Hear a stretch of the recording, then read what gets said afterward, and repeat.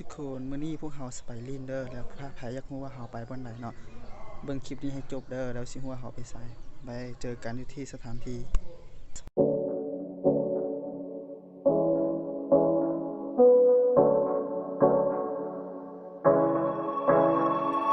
Staring at two different views on your window ledge.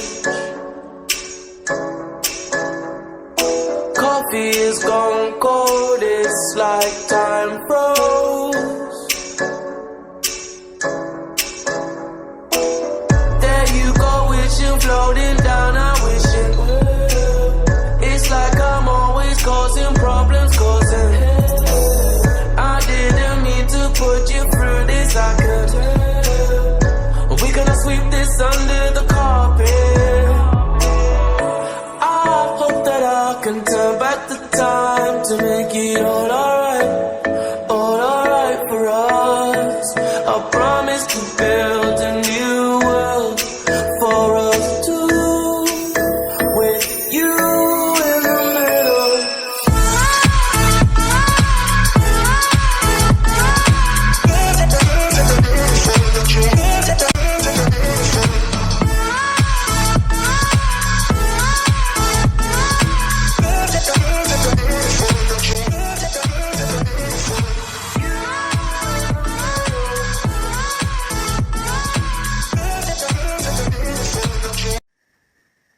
ไฮทุกคนในที่สุดพวกเราก็มาฮอดสถานที่แล้วเนาะใช้เวลาในการเดินทางแม่น2 ชั่วโมงครึ่งส่วนสิฮอดไปเบิ่งข้างในกันเถิด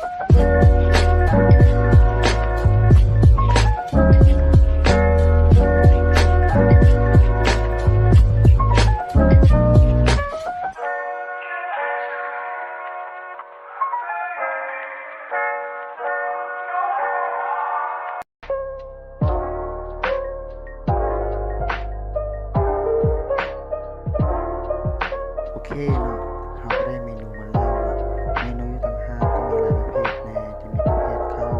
ประเภทตางกับประเภทต้มประเภทปิ้งเนาะก็มีหลายประเภทแน่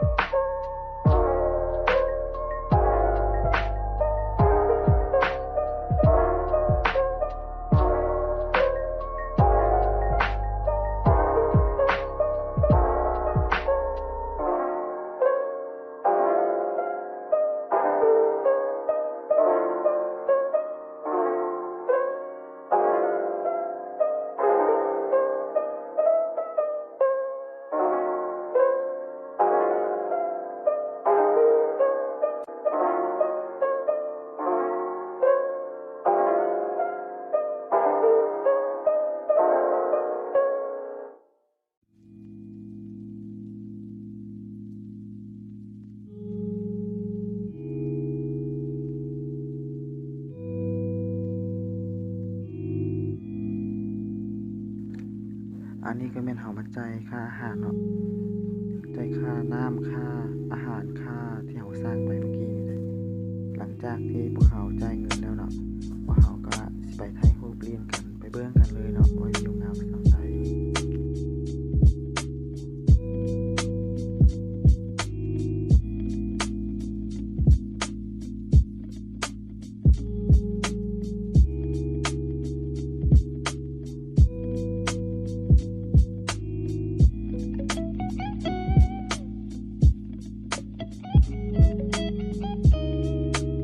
โ